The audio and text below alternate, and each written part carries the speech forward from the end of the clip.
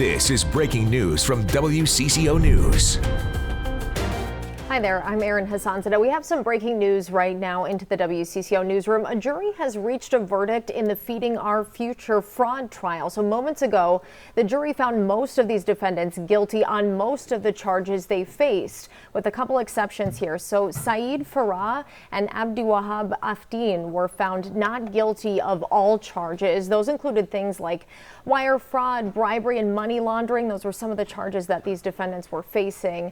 Now, these verdicts come after 4 days of deliberations. Federal authorities have called this part of the largest pandemic fraud in the United States.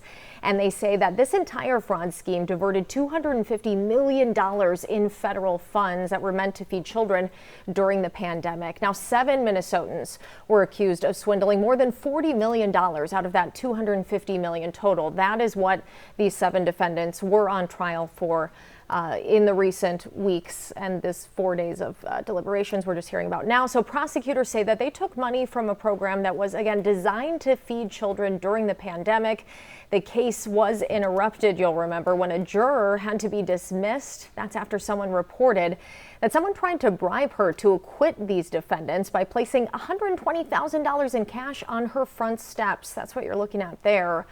Now, these were 7 local defendants that were charged in the fraud case. Prosecutors had accused them of spending the stolen money on things like luxury cars, jewelry, travel, and properties, and that just a fraction of this actually went to feed low-income children, the whole point of the program, and this COVID money and COVID funding.